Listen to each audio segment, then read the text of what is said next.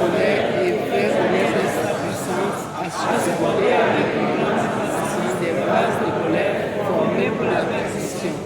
Et s'il a voulu faire connaître sa richesse et sa gloire envers les gens de miséricorde qu'il a d'avance préparé pour son gloire. Bien-aimés dans le Seigneur, nous avons donc vu à travers ce passage que Dieu, en créant ce monde, ou en créant l'homme, il a prévu des hommes appelés vases de colère, formés pour la perdition.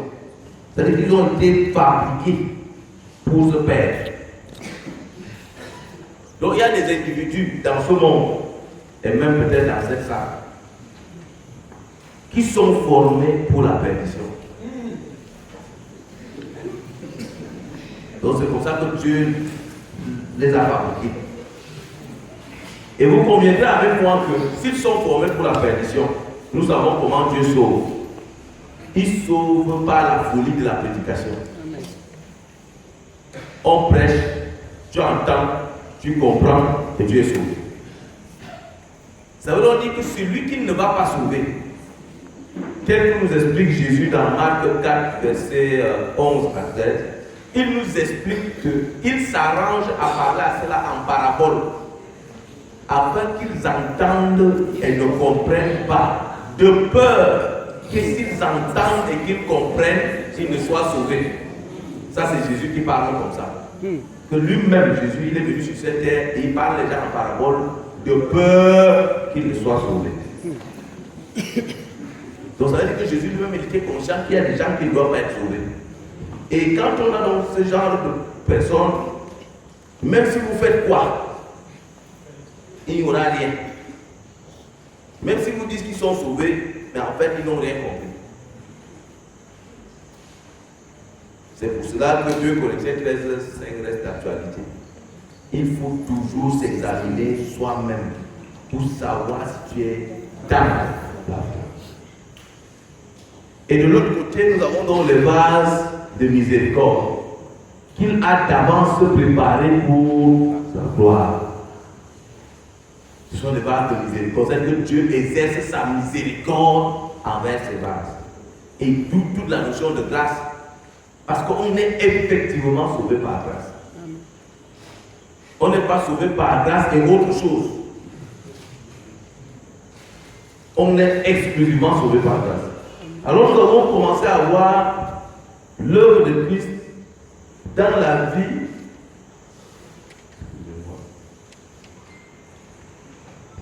des vases de miséricorde. Et l'un des passages que nous avons lu, c'était Isaïe 43, verset 25. Est-ce qu'on peut lire à nouveau en 2, 3? C'est moi qui efface les transgressions pour l'amour de moi, et je ne me souviendrai plus de tes péchés. Bien aimé dans le Seigneur, ce passage des Écritures est dans le livre, dans la Bible. On n'a pas dit que c'est réservé aux vases de miséricorde. Non. C'est réservé à tout le monde. Tout le monde peut lire. Tout le monde. D'ailleurs, ceux qui vont en enfer ont déjà lu la Bible au moins 10 fois. Donc ils lisent souvent ce passage. Mais la compréhension n'est réservée que aux vases de miséricorde. Parce que quelqu'un qui n'est pas sauvé ou qui n'est pas sauvable, il peut lire ça 100 fois. Il dit qu'il a compris. Oui, donc il m'a sauvé, oui, c'est vraiment par amour pour lui-même. Mais seulement sa manière de vivre, la manière d'expliquer les Écritures après, prouve qu'il n'a pas compris.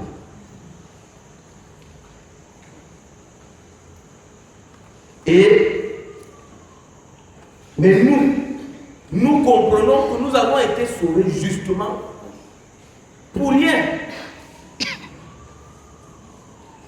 C'est moi qui efface tes transgressions pour l'amour de moi.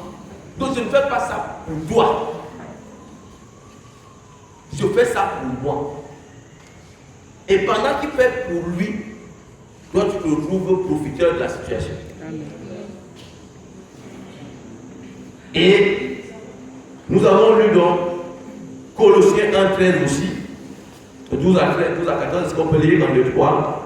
Rendez grâce au Père qui vous a rendu capable d'avoir l'héritage, qui nous a délivrés de la puissance des ténèbres et nous a transportés dans le royaume du Fils de son amour, en qui nous avons la rédemption et la rédemption de Christ. Bienvenue dans le Seigneur, ce sont des passages formidables. Moi, je ne savais même pas si ça existait dans la Bible. Je ne pouvais même pas voir un verset comme ça, puisque moi, j'étais dans la délivrance. Tu peux être en train de délivrer des gens et tu lis un verset comme ça et tu comprends. À la fin de la délivrance, il nous a délivrés. Il nous a délivrés. Comment tu peux comprendre? Tu peux même pas expliquer ça à un bonhomme à qui tu as bonhomme que tu délivres. Parce que si lui-même il comprend, c'est pas qu'il dit bon, attends, tu es en train de faire quoi exactement?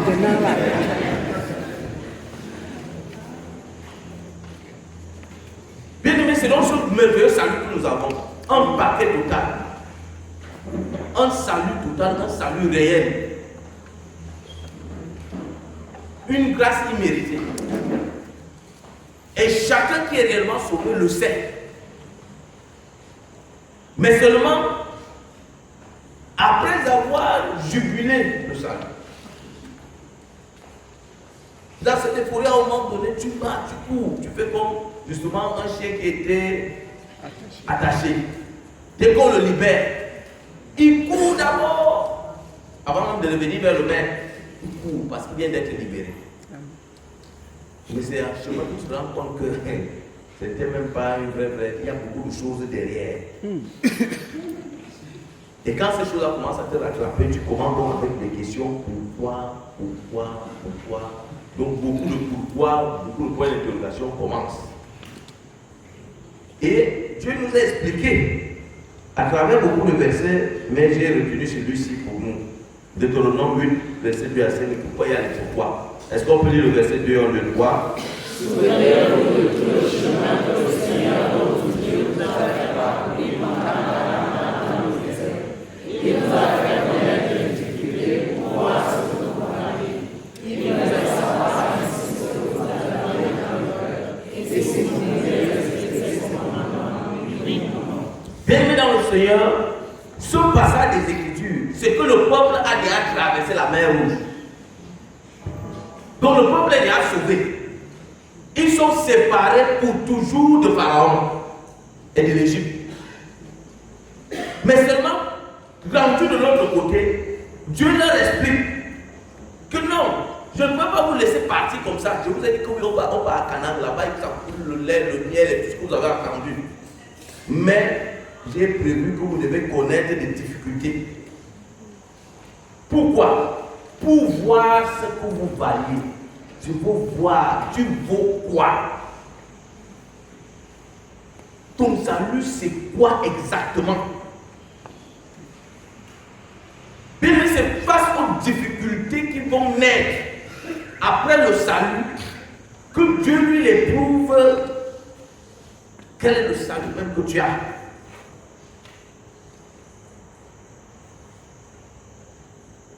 Or, il se trouve que les difficultés que tu vas rencontrer sont telles que, un peu comme le genre que la Bible dit dans votre que s'il y avait moyen de séduire même les élus, que tu serais séduit. Parce qu'il y a beaucoup de choses qui vont à la limite à quelque chose près de dépasser ton entendement, tes capacités à supporter. Mais Dieu dit qu'il veut savoir ce que tu veux. Il voulait savoir ainsi ce que vous aviez dans le cœur.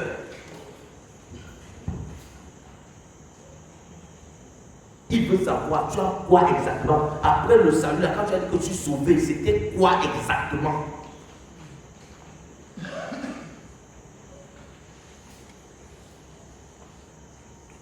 Et il continue à nous expliquer, verset 3.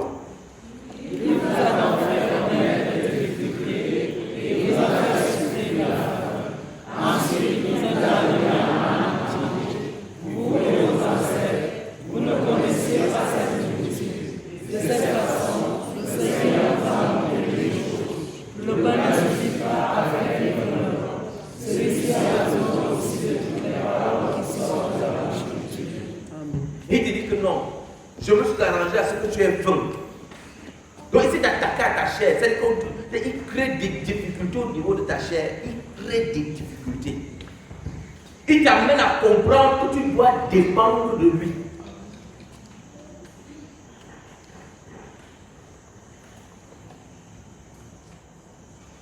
Toi, tu sais que tu es sauvé et que tu es réellement fils ou fille de Dieu. Ça, tu le sais. Et c'est vrai.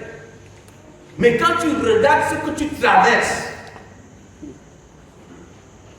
tu te demandes que c'est même quel Dieu même que je sers. À un moment donné, même tu te poses la question si tu es même réellement sauvé. Est-ce que c'est normal que ça arrive à un sauvé ça? Et comme nous l'avions dit la semaine dernière, l'épreuve, c'est l'épreuve. L'épreuve ne vient pas parce que tu as péché. Non. Il y a des choses, la chicotte va venir parce que tu as péché. Ça aussi, quand la chicotte vient, tu sais ce que tu as fait.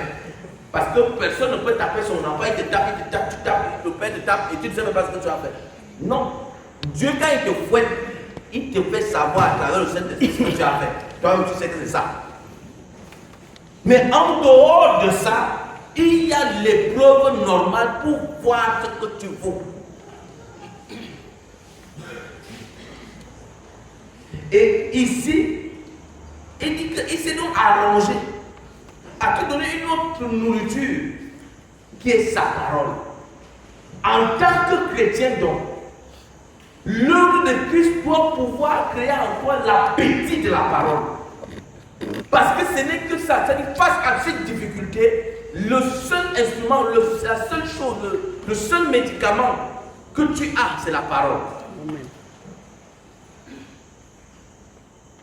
Et si tu es hors de la parole, tu es mort.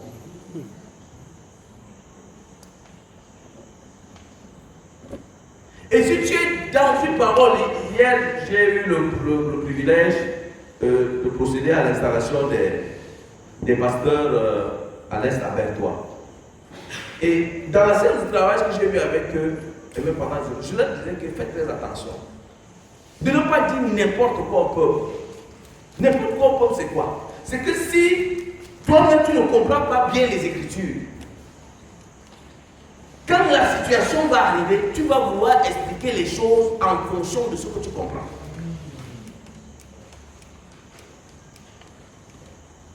C'est pour cela que nous tous, pasteurs, prédicateurs, jeunes sauvés, nous venons ici. Il n'y a pas 10 paroles, il n'y a pas d'autres paroles ailleurs. C'est ce que tu as bien compris que tu transmets. Bon, il y a aussi des choses que tu ne comprends pas bien, tu laisses. Quelqu'un d'autre viendra expliquer. Amen.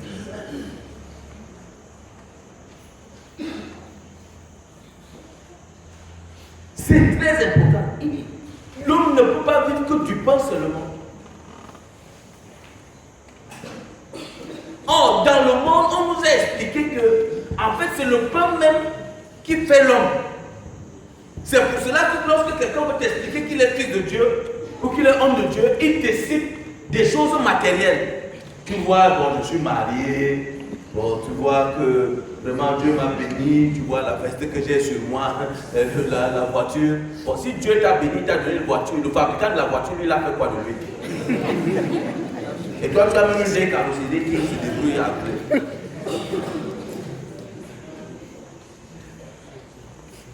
Mais ça, c'était là-bas. Ici, Dieu nous explique que non, il y a autre chose qui doit pouvoir te faire vivre. C'est sa parole. Et si tu n'as pas ça, tu ne peux pas t'en sortir dans ce monde-ci. Étant sauvé, si tu n'as pas la parole, tu ne peux pas t'en sortir. Versets 4 et 5. Vos vêtements ne sont pas usés, vos pieds n'ont pas affecté emmenez donc mon ceci. Le Seigneur votre Dieu que vous miséricorde quand il dit vos vêtements ne sont pas usés, vos pieds n'ont pas enflé, ça veut dire quoi? Ça veut dire que les preuves là ne peuvent pas te tuer. Amen. Ça ne peut pas te tuer. Tu auras l'impression que c'est la mort, mais ça ne peut pas te tuer. Bien aimé, on va arriver dans la suite de l'enseignement. Mais j'ouvre d'abord cette parenthèse. Lorsque Paul dit que pendant 3 jours approchait une épave, il a été allé en mission. Mais il se retrouve que le bateau est en train de couler. Et il a accroché pendant le jour et nuit, il a accroché que non, de peur qu'il ne se noie. Bon, Dieu voit, il le voit. Il voit. Bon, il est en train d'aller où? En mission. Pour faire quoi? Prêcher l'évangile. Pour lui-même, il a dit qu'il n'y a que l'ouvrier. Et il trouve un ouvrier, mais il laisse quand même que l'ouvrier, il peut se noyer, il peut même mourir. Mais il sait que tu ne vas pas mourir. La force de t'approcher là, c'est lui qui te donne ça. Amen. Donc il t'informe que là, tu ne vas pas mourir. Si tu as pu tenir pendant 40 ans, les vêtements ne sont pas déchirés, les pieds n'ont pas enflé. C'est pourquoi il t'explique. C'est que le Seigneur, votre Dieu, veut vous éduquer comme un père éduque un fils. Amen. Il doit nous éduquer. Et tu dois arriver le genre de fils qu'il veut. Et vous comprendrez donc que les éducations seront différentes. Il y a un enfant que quand le père compte, quand le père a déjà placé que c'est lui son héritier. Hein? Non, il peut laisser les autres faire certaines choses. Mais l'héritier là, il le corrige. Il a un type d'éducation qu'on lui donne. Hein? Les autres ont dit que les moutons marchent ensemble mais ils n'ont pas le même prix. Donc, Dieu va t'éprouver en fonction de ce qu'il veut faire avec toi. Amen. Il doit t'éduquer. C'est pour cela qu'il dit un peu que si tu n'as pas part à la chicotte, donc à la correction dont t'ont pas tous les fils, c'est que tu es un bâtard. Si dans tout ça, toi, tu n'as pas de preuves, pose-toi la question si tu as d'abord le salut. C'est un chemin par lequel tu dois passer. Amen.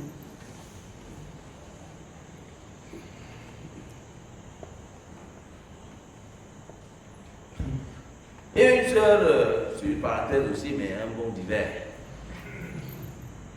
qui m'a vu avant que j'étais là-bas. Elle me dit, bon, elle veut un frère. Elle veut se marier parce qu'elle vit depuis longtemps avec un monsieur qui ne veut pas l'épouser. Et elle veut un frère.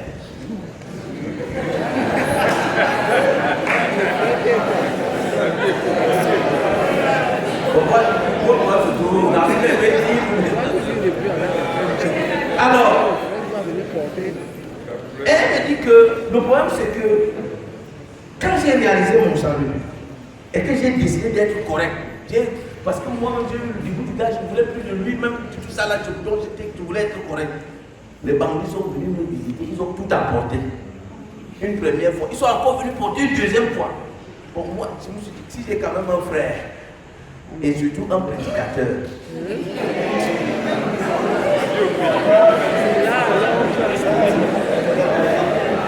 Je lui ai dit, ma bien-aimée sœur, tes intentions sont bonnes, ta pensée est bonne, mais je voudrais savoir, est-ce que tu as une idée de ce que c'est qu'un prédicateur? Est-ce que tu as une idée? C'est que tout ce que Dieu entend par prédicateur. Un prédicateur est pour Dieu la prunelle de son nez. En théorie, puisqu'il est censé être la personne qui prêche. Et tu as certainement fait un mauvais choix parce que tu ne savais pas ce que c'est. Et je lui ai dit, si admettons donc que Dieu veuille vraiment te donner un prédicateur, il doit d'abord t'éprouver pour être sûr que tu peux supporter un prédicateur. Parce que le prédicateur, tu ne le vois pas. Un prédicateur, tu ne le vois pas. Il est tout le temps parti. Quand il rentre, il est dans les pulpites, il a en train de lire les versets bibliques. Bon, et toi, tu commences à lui dire que non, vraiment, ce n'est pas les versets qu'on est venu, c'est pas parce qu'on est tous sauvés, mais toi, tu exagères.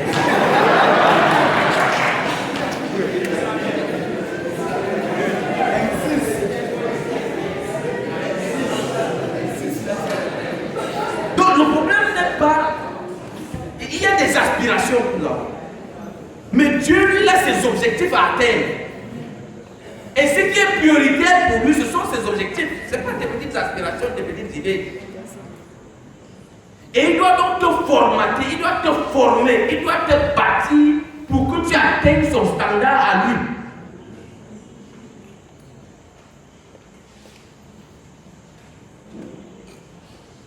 c'est de ça qu'il s'agit. Alors nous avons vu que l'épreuve doit faire partie intégrante de la vie d'un chrétien normal. Ça participe à sa croissance. Dieu chaque jour doit pouvoir t'évaluer.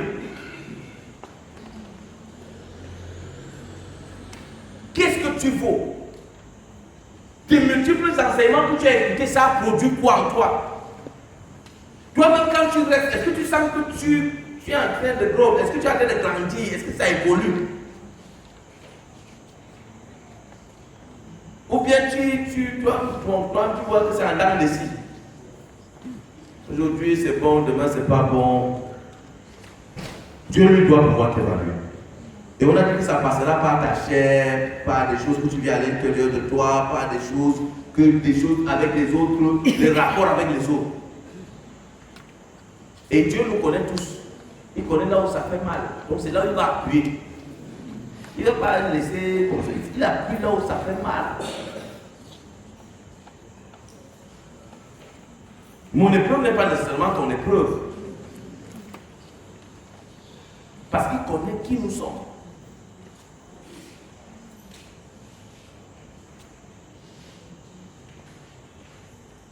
Si ta part, c'est que bon, il sent que tu es un bavard, par exemple, et qu'il doit pouvoir fermer ta bouche, il va te créer des situations où tu vas parler jusqu'au jour où tu vas te taire. Donc lui, c'est lui-même qui fait le travail.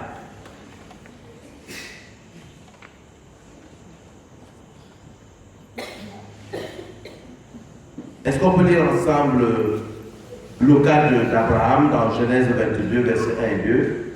Après ces choses, Dieu mit Abraham à l'épreuve et lui dit, Abraham, et il répondit, me voici. Dieu dit, prends ton fils, ton unique, ce que tu aimes, Isaac, va-t'en au pays de l'Égypte, et là, offre dans l'holocauste sur une montagne que je te dirai. Bien aimé dans le Seigneur, nous avons vu ça lundi dernier. Quand on lit comme ça, c'est très beau. Hein? Prends ton fils, ton Isaac, va offrir en sacrifice. Ton fils, ton unique, que tu aimes. Et tu attendais l'enfant là depuis. Et c'est pas un enfant que tu as accouché seul. Et il ne demande pas d'aller voir Sarah pour. Est-ce que Sarah, tu es d'accord? Comme tu sais que Sarah ne sera pas d'accord. Quelle épreuve!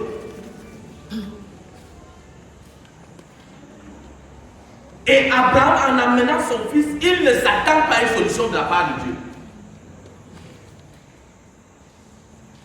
C'est quand on vient lire dans la Bible, on sait déjà que non, il avait pourvu un agneau. Ça, c'est quand on est venu lire. Mais quand Abraham amenait Isaac, il ne savait pas ce qu'il allait sortir. Après, il savait qu'il partait exécuter l'enfant. Donc, c'est pour ça que j'ai dit que Dieu va t'appuyer là où ça fait mal. Si ce n'est pas encore arrivé, attends que tu sois patient. Ça va venir.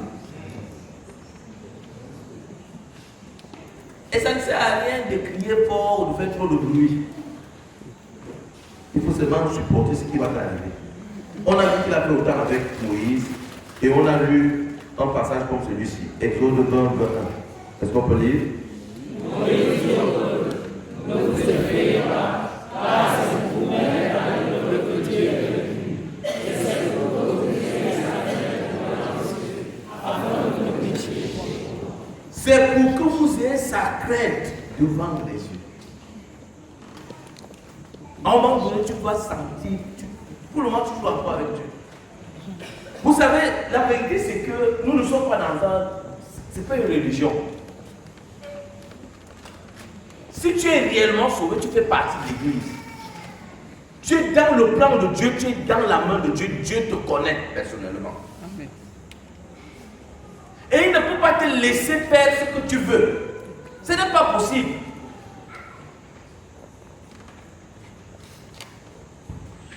Attends. Tu dois régner avec lui éternellement au ciel.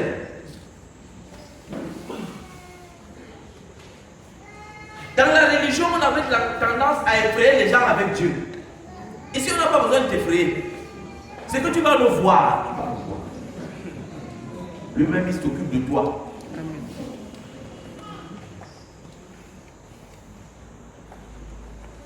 Et ça va passer par n'importe quoi. Jusqu'à ce que tu arrives à craindre Dieu. Que non, s'il est capable de faire ça,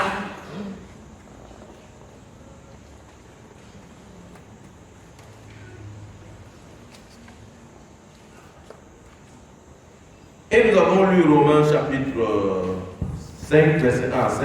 On va lire ça rapidement.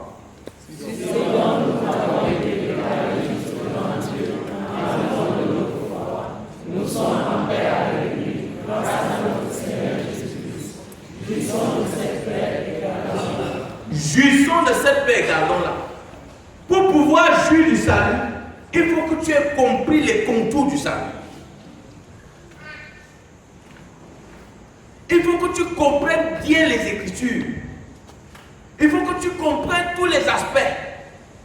Et c'est au fur et à mesure que Dieu va te permettre de comprendre ça. Parce qu'on est censé jouir du salut. On est censé être en joie, en paix avec le salut. Mais si tu ne sais pas que l'épreuve fait partie du salut, tu ne peux pas jouir. Quand l'épreuve arrive, la vraie, ça devient compliqué. Mais pour que tu arrives au stade où Job, celui qui console ses amis, c'est que il faut que tu sois passé par quelque chose. Et vous savez le cas de Job. Il ne lui avait rien fait. Mais il a tué quand même tous ses enfants en un jour. Il a tué tout son troupeau en un jour. Après, il lui a donné une maladie. Que même quand sa femme a vu comme ça, elle a dit que non. Maudit Dieu, elle meurt.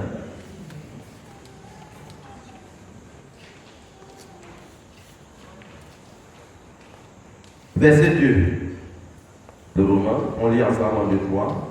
Oui, c'est le Christ qui nous a fait pénétrer dans le lieu pour la bienveillance divine. Par lui, nous avons, au moyen de la foi, un libre accès à la grâce et à la possession de Dieu qui est en nous. Nous avons l'honneur de pouvoir dès maintenant contempler la gloire de Dieu et nous regardons vers l'avenir avec une espérance. Nous savons que le Seigneur a assisté à cette gloire. Notre espérance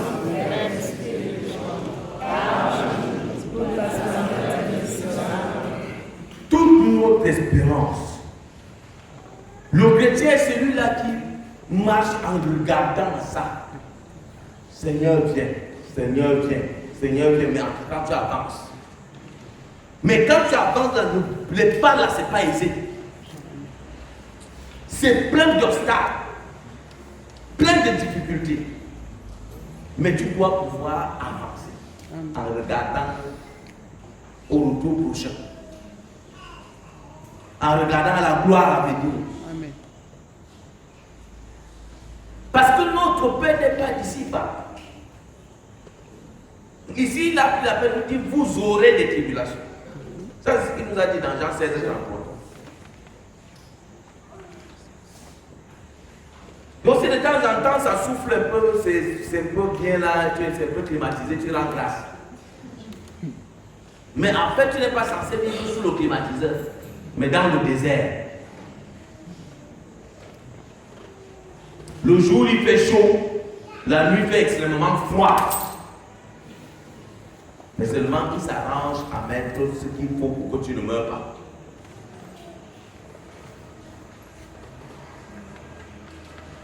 Et je voudrais qu'on lise le verset 4 et 5. La patience nous a permis de de votre caractère. Elle nous aide à faire toujours davantage confiance à Dieu. Lorsque nous avons traversé doucement notre foi et notre expérience acquiert force et constance. Or, notre expérience de l'espoir est ici. Car Dieu nous aide. Il nous a donné son Saint-Esprit. Mais il nous a donné son Saint-Esprit. La chose qui fait la force du chrétien, c'est le Saint-Esprit. Et la différence qu'il y a entre nous ici dans cette salle, c'est qu'il y en a qui en ont et il y en a qui n'en ont pas. Sans Saint-Esprit, tu ne peux pas tenir. Tu vas essayer de faire les choses humainement parlant. Essaye de t'efforcer. De temps en temps, on met un peu de carburant, ça finit. Mais il te faut le Saint-Esprit. C'est le Saint-Esprit qui t'amène à cette patience. Et la Bible dit que lorsque nous avons traversé victorieusement l'épreuve, notre foi et notre espérance, comment, acquiert force et constance. Il faut donc traverser victorieusement l'épreuve. Et si la Bible dit qu'il faut traverser, ça dit qu'on peut ne pas traverser. Et on s'est posé la question lundi dernier, combien de fois avons-nous échoué? Combien d'épreuves avons-nous échoué?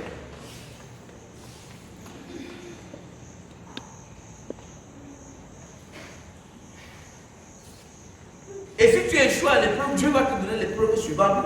Mais tu n'as pas passé la classe, tu attends là. Tu finis d'abord cette classe-là. Mais il n'y a pas de corruption chez lui. Donc, comme j'ai échoué même avec 9,75, 9 fort. Non. C'est qu'il faut que la moyenne requise soit obtenue.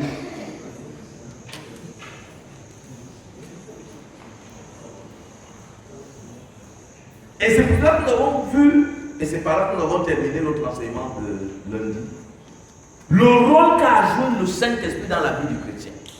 Et ça se trouve dans ce beau passage de Romains chapitre 8, verset 26 à 27, que je nous invite à lire à nouveau en 2 fois.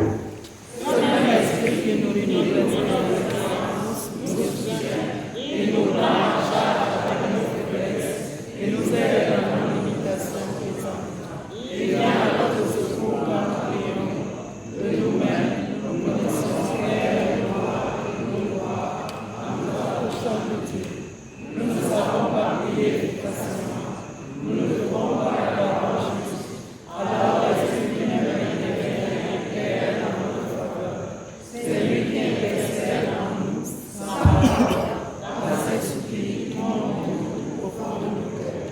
Et Dieu qui dans le cœur, et explique les pensées des esprits, comprend le langage de l'Esprit, il connaît les aspirations, il sait discerner le sens de l'Esprit, car l'Esprit intercède pour nous, son peuple, en harmonie avec la volonté de Dieu. Car l'Esprit intercède pour nous, son peuple.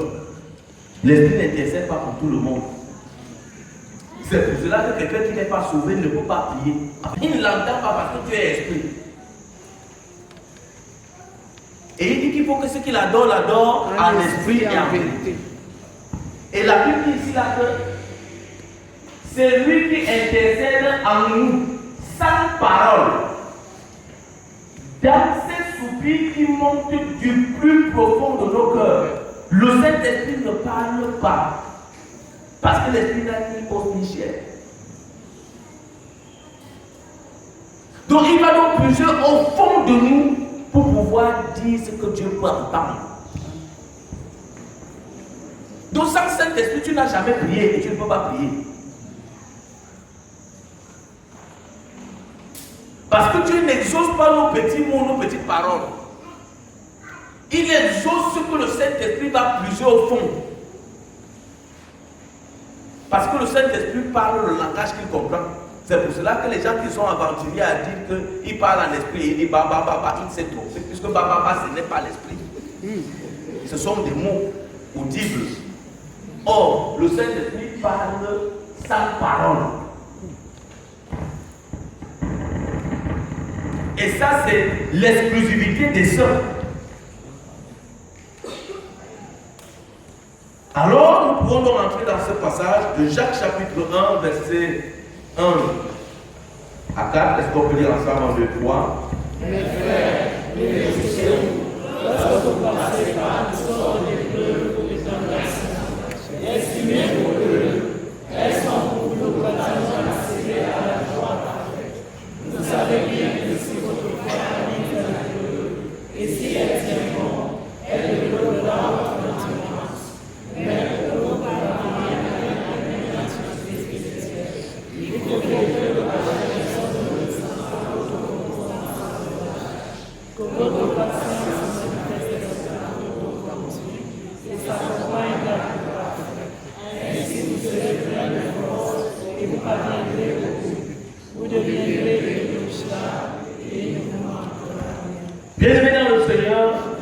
Regardons bien la beauté de cette écriture.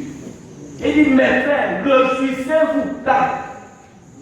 Lorsque vous passez par toutes sortes d'épreuves ou de tentations, c'est à ce moment que tu dois te réjouir. Hein? Donc toi tu te réjouissais quand c'est cool. Non. Dieu dit qu'il faut te réjouir quand tu passes par toutes sortes d'épreuves et de tentations. C'est à ce moment que tu dois te réjouir.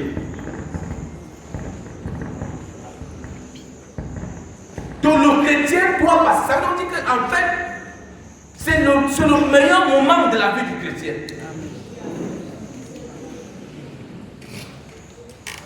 Le moment où c'est Dieu qui fait que le bailleur te mette dehors. Il dit que c'est Dieu qui fait. Pas le moment où c'est toi qui as créé la situation. Donc c'est à ce moment-là, lorsque tu es dans une situation critique, et tu sens que là, il n'y a que Dieu seul pour être ta consolation. Il dit que c'est à ce moment que vous pouvez être heureux. Estimez-vous heureux. Elles sont pour vous quoi? L'occasion d'accéder à la joie parfaite. C'est ça qui fait ta croissance, c'est ça qui te permet de grandir l'épreuve, les difficultés de la vie. Pas comme le monde, mais selon que Dieu lui-même te modèle, te fabrique. Et il n'est pas exclu que tu te retrouves avec les amis de Job qui viendront te dire que confesse ton péché. Après, tu as même fait quoi à Dieu? Alors que tu n'as rien fait. Mais c'est que tu es en train de passer par là. Au verset 3, vous savez bien que si votre foi est mise à l'épreuve, et si elle tient bon,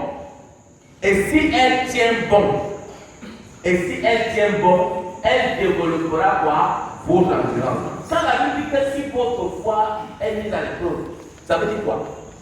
Votre compréhension des Écritures. Parce que c'est ça la foi. C'est ce que tu as entendu et compris. Amen. Tu as déjà écouté plein de séminaires, tu as écouté plein d'enseignements. Là, quand la pratique arrive, quand on a fini avec la théorie, maintenant il faut faire la pratique de l'enseignement. Bien aimé, c'est encore plus difficile pour un prédicateur ou un pasteur, celui qui donne l'enseignement ici. Parce qu'il n'est pas exclu. Le premier même qui passe là dans le truc, c'est lui. Bon, c'est là où tous les versets que tu avais cités pendant l'enseignement arrivent. Donc toi-même tu vois la situation et tu comprends. Oui, c'est par là que le chrétien doit passer.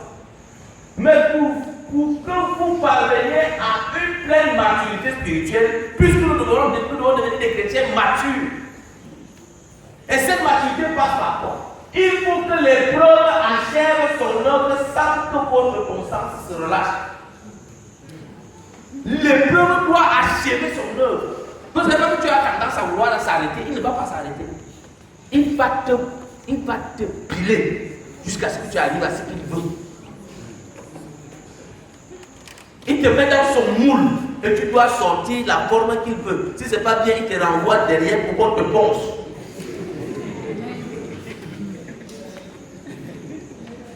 Parce que tu vas arriver à cette maturité. Et la maturité spirituelle, ça veut dire en fait, c'est que tu arrives au niveau où tu es dans tes lois. Quand ça passe, tu regardes seulement. Mais tu ne dis rien. Quand tu ris, on ne sait pas pourquoi tu ris.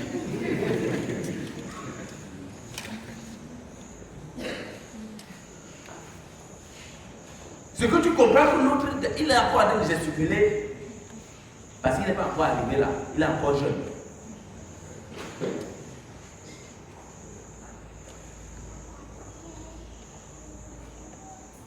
Un jour, je suis passé avec mon petit frère aux urgences. Il est médecin. Et je lui dis, mais vous ne prenez jamais soin des cas où vous voyez quelqu'un qui crie et vous ne prenez pas soin d'eux. Mais ça, c'est que vous êtes même comment, vous êtes vraiment insensible. Qui s'est mis à rire.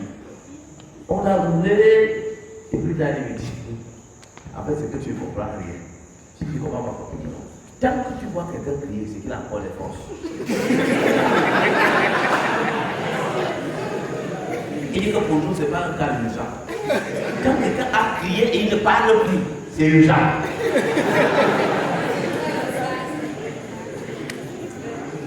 Il dit, ah, ok, je comprends. Donc, quand tu vas avoir lui, c'est que tu n'es pas encore arrivé au stade des urgences.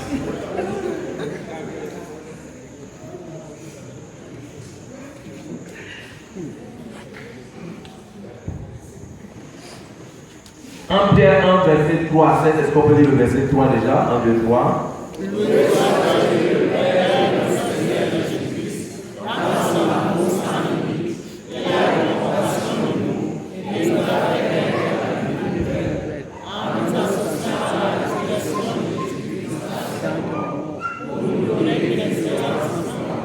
Loué soit Dieu, le Père de notre Seigneur Jésus-Christ.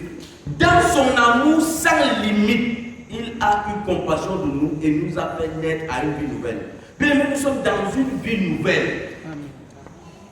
Le salut ne peut pas ressembler à ce qu'on faisait avant. Non. Non. Oh, quand tu arrives dans le salut, tu dois sentir qu'il y a eu un changement.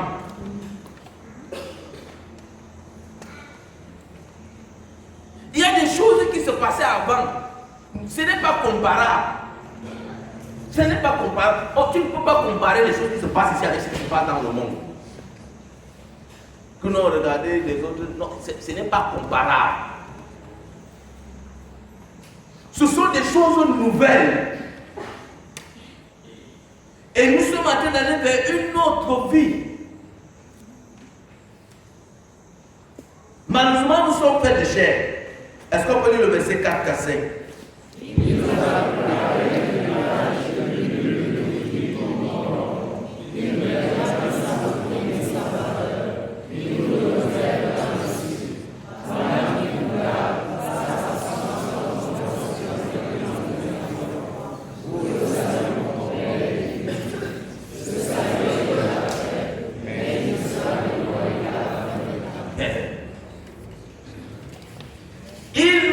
Préparer un héritage que nul ne peut ni détruire ni corrompre et qui ne peut pas perdre ni sa valeur ni sa beauté, mais qui se trouve dans les cieux. Et nous on est où? Sur la terre. Et il faut donc être sur la terre, afin avoir les pieds sur terre et la tête au ciel. C'est ça qui est très compliqué. Par contre, l'héritage est dans les cieux. Il n'est pas ici. Oh, certains d'entre nous espérons qu'on peut avoir même un peu, qui nous avons quand même le goûter. Non, le goûter qui nous a donné sur le Saint-Esprit. Donc, des choses que tu ne peux même pas toucher. Non, Seigneur n'est pas que nous sommes alors sauvés toi-même, est-ce que tu ne vois pas alors vraiment? Il ne voit rien. Il dit que ce que je vois, c'est que fais ce qu'il y a à faire, tu meurs et tu viens prendre les choses ici.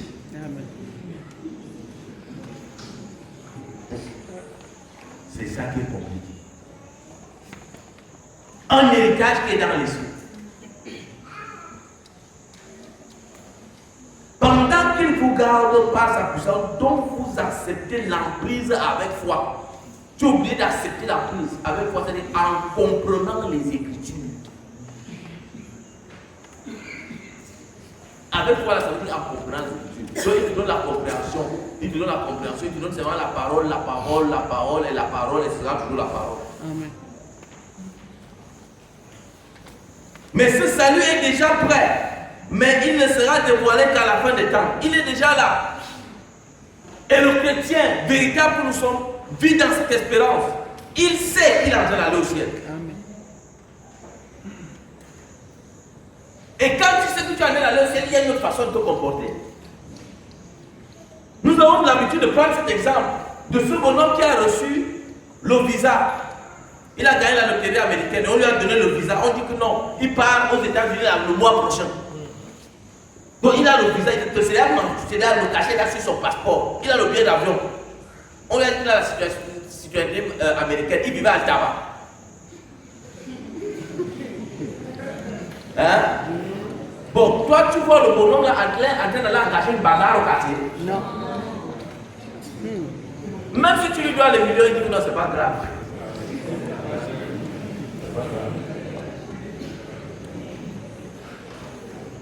Dès que tu lui parles, il te dit que non, en tout cas, tout ça, ça va finir bientôt.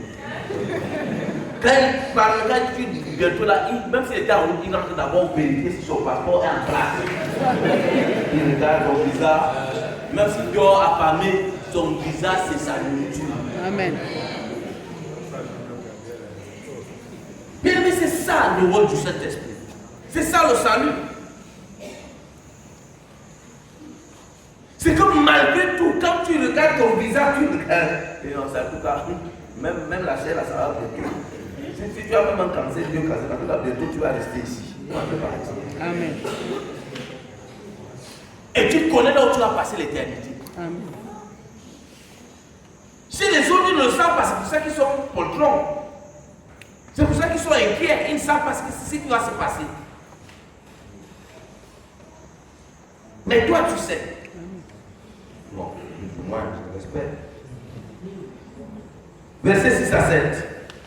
Réjouissez-vous de cette pensée, même si actuellement on est à la base de cette parce que Dieu est disponible. Reste de communication. Reste de bagage avec les mots forts.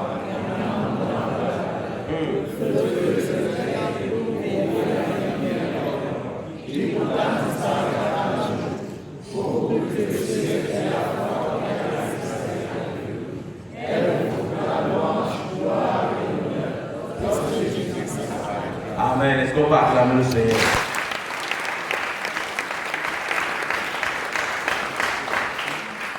Réjouissez-vous à cette pensée, à l'idée là que tu es en train de partir.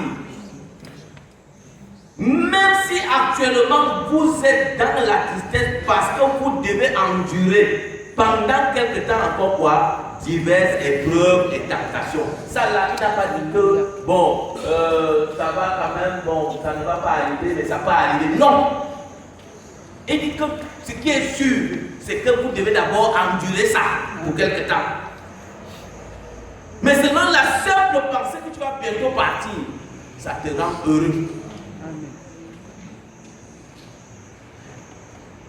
Elles éprouvent la réalité de votre foi en augmentant la valeur. La valeur de ta foi augmente avec les épreuves, avec les difficultés, avec les tentations.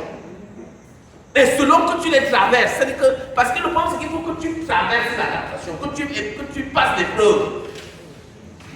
Le tout n'est pas l'épreuve, eh bien, est-ce que j'ai passé mon épreuve?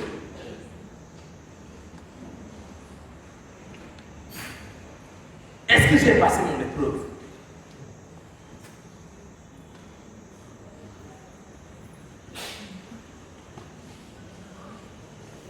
Et l'épreuve là, elle est là, c'est posé comme ça là. Et la Bible dit que ta foi doit arriver à un niveau où on épouse beaucoup plus précieuse est la foi qui a résisté à l'épreuve. Cette foi-là, elle est précieuse. Pourquoi? Elle vous vaudra louange, gloire et honneur lorsque Jésus-Christ apparaîtra. Donc tu vas avoir quoi alors à la fin? Il faut bien que tu passes par les épreuves. Il faut bien que ce que tu as entendu et compris soit éprouvé, qu'on sente que tu as compris. Donc quand on dit qu'on sente là, c'est toi qui dois sentir ça.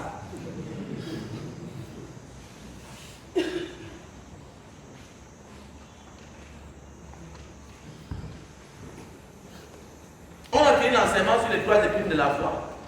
Bon, toi tu es là, tu as seulement fini d'écouter et tu parles au frère. Non, dans les 3 épines de la foi, on a dit que l'homme fait partie de l'une des épines. Et l'homme là, toi tu crois qu'on va aller prendre l'homme où? Tu habites au Cameroun et on prend l'homme au Canada. Non.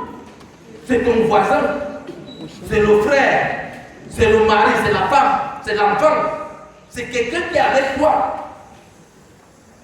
Ça peut être quelqu'un d'autre. C'est quelqu'un de compliqué. C'est un collaborateur difficile. C'est lui que Dieu doit pouvoir utiliser.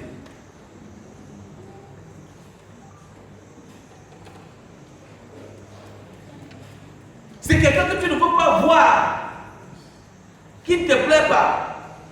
Et quand vous arrivez à la maison, on dit que non, tu vas dormir avec elle. Et toi, tu dis que non, si c'est ça, je dors dehors. Tu viens d'échouer l'épreuve. C'était ça, tu viens d'échouer. Donc tu es dans quoi? Dans les objectifs de Dieu ou bien dans tes propres objectifs?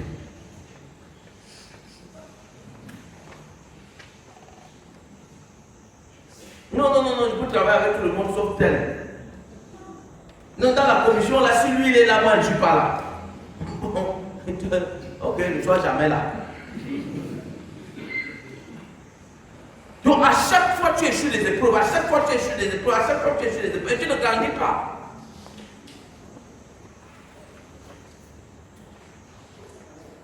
Et toujours est-il que quand un enseignement comme celui-ci passe, pendant que tu écoutes, tu sais quelles sont les épreuves que tu as échouées et les épreuves que tu dois passer. Mais qu'est-ce que tu comptes en faire? Est-ce qu'on peut lire Jérémie chapitre 12, le verset 5? Le Seigneur nous dit, si tu ne peux pas suivre ce que font la comment pourras-tu prier avec le cheval à la course? Si tu te sens en sécurité seulement dans un pays où tout va bien, est-ce que tu feras la mission selon mon cheval? Non, je suis que tu n'as pas bien compris. Bon, relisons ça très bien. Quand tu fais la parole voisin, je dis que voisin, est-ce que tu as bien lu ça? Maintenant, lisons ensemble. 1, 2, 3. Le Seigneur nous dit, si tu ne peux pas suivre ce qui font la course à pied, comment pourras-tu lutter avec un cheval de course? Si tu te sens en sécurité seulement dans un pays où tout va bien, qu'est-ce que tu feras dans les missions? Donc Dieu t'informe en même temps de ce que par où tu passes et là où tu vas arriver. Il te pose 2 questions. La première, si tu ne peux pas suivre ceux qui font la course à pied, donc on est encore au niveau de l'échauffement, toi tu ne peux pas t'en sortir. Quand on va commencer la course avec les chevaux, tu vas t'en sortir comment? On est encore au petit niveau. Toi tu es en petit régime. Tu commences à te plaindre. L'église a à peine 10 ans, toi tu es venu de nouveau hier, tu te plains. On a envie d'aller loin. Même comme Jésus a dit qu'il revient bientôt, ce n'est pas demain.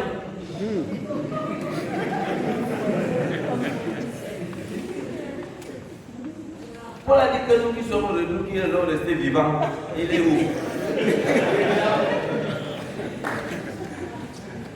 Donc on a envie d'aller loin, bien aimé dans le Seigneur. Et Dieu te pose la question. On est encore au niveau de l'échauffement, tu t'essouffles déjà. Quand on va prendre les chevaux, tu vas faire comment? On est en train de monter en intensité. L'église est au début. Vous savez, ça me rappelle tout au début justement. Et à l'époque, on était encore petit par assemblée. Et les sœurs étaient rares. Surtout les jolies sœurs. Et donc le peu qui était là, les petits garçons qui étaient là, ils couraient rapidement, donc tout le monde était sur la même sœur. Je leur avais dit, frère, ne courez pas vite parce que lorsque les vrais vont arriver, ce sera compliqué. Et maintenant il y en a. Et elles sont encore en train de venir. Donc je ne sais pas trop, bon, mais beaucoup de courage. Et donc il y a toutes les cartes, c'est compliqué. Il faut toujours garder le joker, on ne sait jamais. Mais là, quand tu as déjà joué toutes les cartes, maintenant c'est compliqué.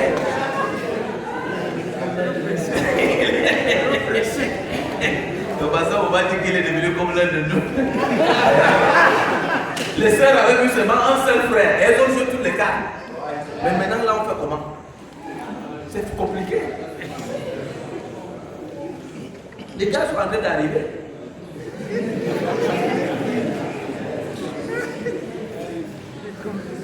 Donc, bien aimé dans le Seigneur dit, si tu te sens en sécurité seulement dans un pays où tout va bien, c'est là où tu te sens en sécurité. Il faut que tout aille bien, que personne ne te gêne. Non, tu es sans nozo. Il n'y a pas de nozo pour nous se comprendre. Aucune balle qui crépite. C'est là où tu te sens en sécurité. Dieu dit que comment tu vas faire. Parce qu'il y a un homme Jourdain avec le buisson. Quand les choses vont se compliquer, tu vas faire comment? Tu vas quitter l'assemblée. Tu vas vouloir changer d'assemblée. Tu vas vouloir quitter la région, je ne sais pas moi. Parce que les moments difficiles arrivent.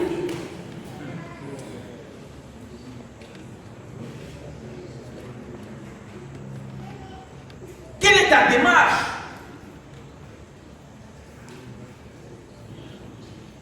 Parce que voici notre quotidien. Est-ce qu'on peut lire 2 Corinthiens 11, verset 23 à 25? Je le suis bien plus en disant cela, je parle encore mon nom.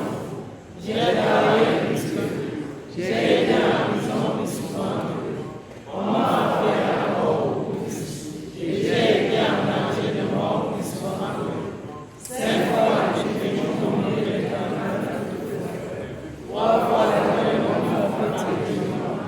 une fois en danger de terre explosée. 3 fois j'ai été sur la terre. Une fois passé par Paul est en train de donner les éléments qui prouvent qu'il est serviteur de Dieu.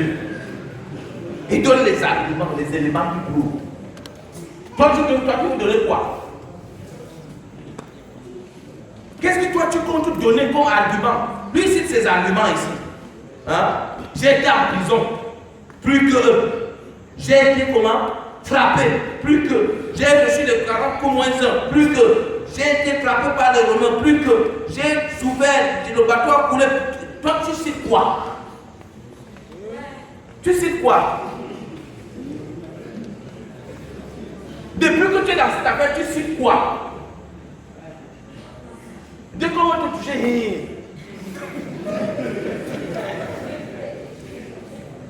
tu fonctionnes comme le porc qui est fait. Qu'est-ce que toi tu cites? Parce que ça c'est le quotidien d'un serviteur de Dieu, d'un chrétien.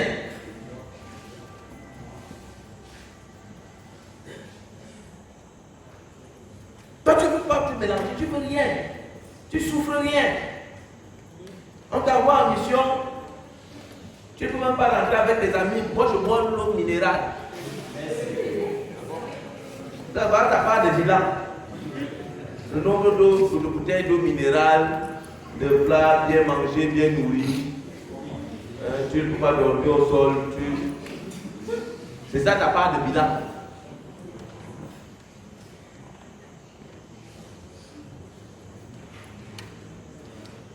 Quel est le bilan que toi tu as? Non. Si les soeurs sont à la cuisine, moi je ne peux pas partir là-bas. Donc ta part de bilan, c'est que moi je ne pars jamais dans les là où les soeurs sont en cuisine. C'est ton bilan. Moi je ne peux pas me mélanger avec elles. Non. Moi, je ne peux pas. Non, je ne suis pas avec les femmes là. Tu es dans aucun groupe. Ton seul assemblée, c'est le QG. Groupe des hommes, tu n'es pas là-dedans. Groupe des femmes, tu n'es pas là-dedans. Groupe des jeunes, tu n'es pas là-dedans. Ceci, tu n'es pas là-dedans. Tu n'es dans rien. Parce que tu ne peux pas te mélanger avec les autres. Tu es saint. Minable. Tu t'es trompé de vous.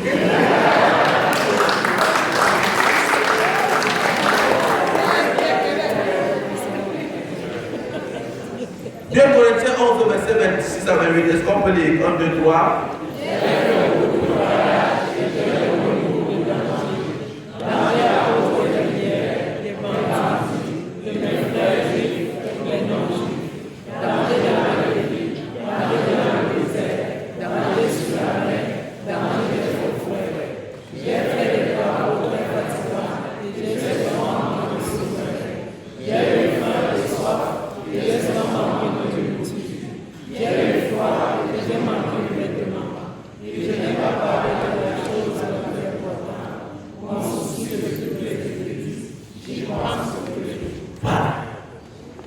Voilà le bilan. En danger à cause des rivières, en danger à cause des bandits, en danger à cause des juifs et des non-juifs, en danger même à cause des frères, en danger à cause des beaux-frères, en danger partout, travail fatigant, tout ça, des choses compliquées. Toi, tu es seulement ici. Tu ne bouges pas, aucune mission. Tu ne cherches même pas à savoir. Le Paul dit qu'il ajoute le souci qu'il donne l'église. On donne les sujets de prière ici, tu ne pries même pas, tu ne fais rien. Tu sais donc à quoi? Est-ce que tu es même vraiment sauvé?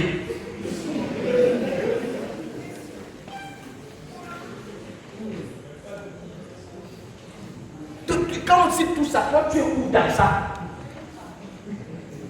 On veut dire qu'il y a un séminaire à Ezeka. Tu es chez toi, tu montes, tu descends, tu montes, tu descends. Tu peux parler prétendement fort. En fait, tu es dans rien.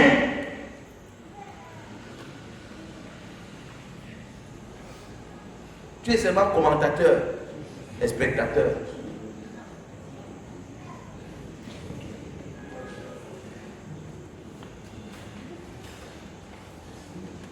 L'œuvre de Christ en toi a produit quoi? Parce que voilà ce que l'œuvre de Christ produit. C'est ça que ça produit. Jacques chapitre 5, verset 10 et 11. 1, 2, 3. Mes frères, souvenez-vous de vos frères qui ont parlé au nom du Seigneur et brûlez une nouvelle pertinence de pouvoir. Ils ont supporté patiemment la souffrance et le nouvel effrayement. Rappelez-vous que nous disons, bien de ceux qui ont été bons. Vous avez entendu parler de la constance de Job. Vous savez quel est le Seigneur et quel est le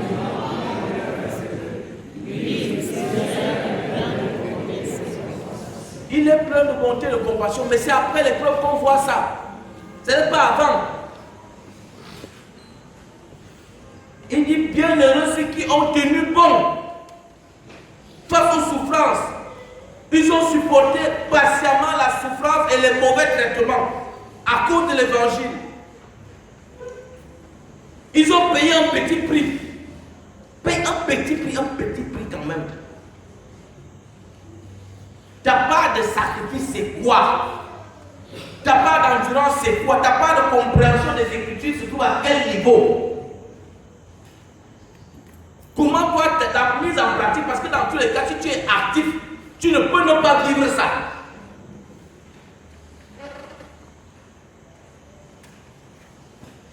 Donc moi, pas seulement au QG. Vraiment, moi, je ne vais pas au QG, j'écoute ma parole, je rentre. C'est ça ta vie chrétienne. Non. Tu dois pouvoir lire ça et dire où se trouve ta part dedans. Est-ce qu'on peut lire 1 Pierre 5, verset 8 et 9?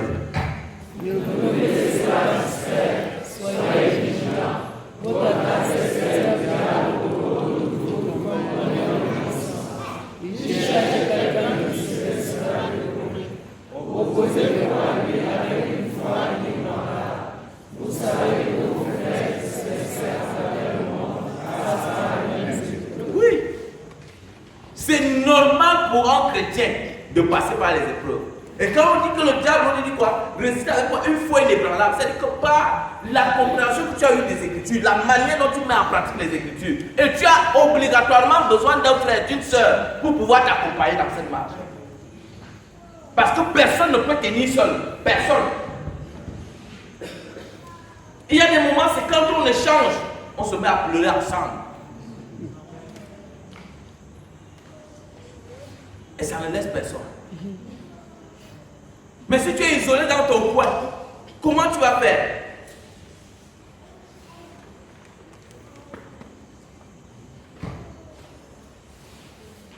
Est-ce qu'on peut lire Ephésiens chapitre 6, verset 10 à 18? On va aller très rapidement. On va lire quelques versets après.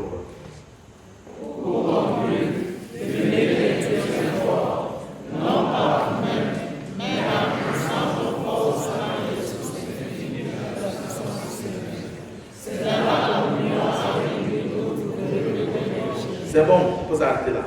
Pour conclure, devenez des chrétiens forts. Ça veut dire qu'il y a des chrétiens faibles, des sauvés faibles. Et il dit, non par vous-même, parce que ça ne peut pas venir de toi-même. Tu n'as pas la capacité en toi-même. Mais c'est dans cette vie-là, dans ces 4 piliers de la vie chrétienne, c'est dans cette communion, c'est dans cette compréhension des Écritures, c'est en traversant les épreuves. C'est dans ça. Mais en puisant vos forces dans les ressources infinies de la puissance du Seigneur. Et ces ressources, il vient nous les expliquer. Ça passe par ces épreuves. C'est dans la communion avec lui que vous trouverez votre énergie. C'est dans ça. Parce que l'avenir est plus compliqué que ce qui est devant nous. plus compliqué. 1 Thessaloniciens 4, verset 1. Est-ce qu'on peut lire? Puisque vous avez appris de nous comment vous devez vous comporter, mener une vie abattue. Nous voudrions vous prier, puis vous supplier au nom du Seigneur et dans la communion avec lui, de suivre minutieusement les instructions que nous vous avons transmises. Vous le faites déjà, vous cherchez à plaire à Dieu, vous êtes sur le bon chemin, mais allez de l'avant, de progrès en progrès, afin d'approcher de plus en plus de la perfection. Amen. On doit aller de progrès en progrès. Bien-aimé, toi-même, tu dois prier Dieu, enlever certains clivages et dire à travers la parole, parce que c'est la compréhension de la parole. On doit sentir les progrès, on doit sentir une certaine croissance. On doit sentir une certaine maturité. On doit pouvoir voir en toi quelqu'un qui comprend de mieux en mieux les Écritures et qui peut aussi être utile aux autres. Pas qu'éternellement ce sont des problèmes qu'on résout. Et on se demande quand est-ce que toi tu vas résoudre les problèmes des autres. Tu es né, on changeait tes couches. 10 ans après, on change tes couches. 15 ans après, on change toujours tes couches. Toi, tu vas changer les couches de qui? On n'a pas accouché d'autres enfants après toi, mais tu ne peux pas aider. Non.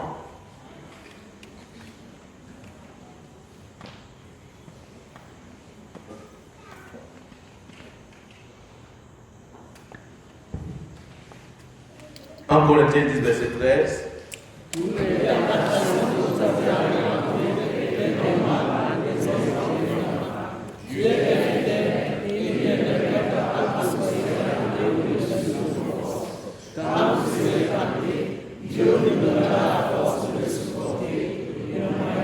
Amen.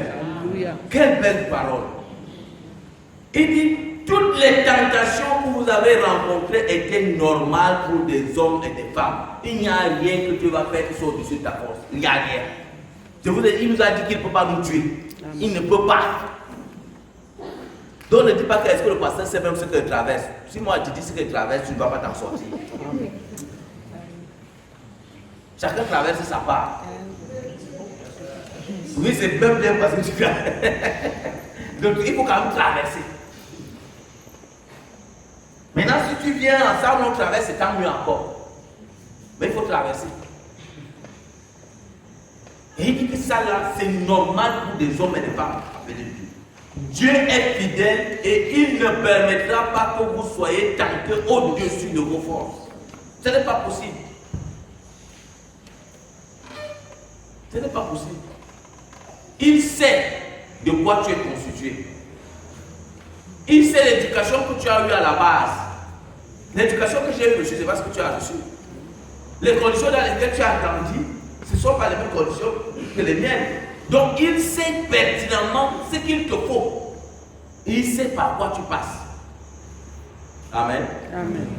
Quand vous serez tentés, Dieu vous donnera la force de le supporter et le moyen d'en sortir. Amen. Alors, pour aujourd'hui, on lit ce dernier passage. 1, 2, 3.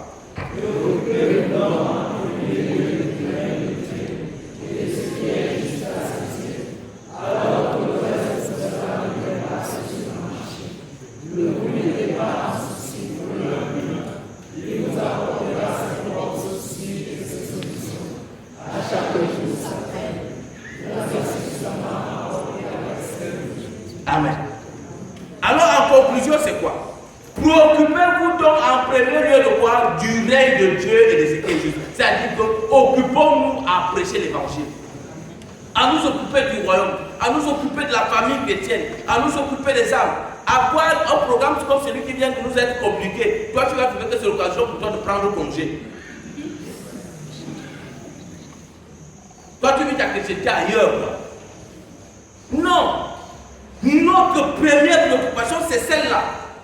Alors Dieu dit que le reste nous sera donné par-dessus le marché. Bon, on va voir ça, c'est donc des par-dessus. Et le par-dessus, on sait que l'on ne met que les par-dessus en fonction des intempéries. Et la seule personne qui connaît les intempéries de notre vie, c'est Dieu. Donc il connaît le genre de par-dessus qu'il te faut et à quel moment il te faut porter le par-dessus. Donc il ne te demande même pas d'aller acheter le par-dessus. Et quand tu as compris ça, il dit donc au verset 34, ne vous mettez pas en souci pour le lendemain. Ça ne sert à rien de continuer à dire, vraiment je vais faire comment demain, je vais faire comment demain, je vais faire comment demain. Il t'informe que demain là a sa part de soucis et sa part de solutions. Bonne soirée et à plus.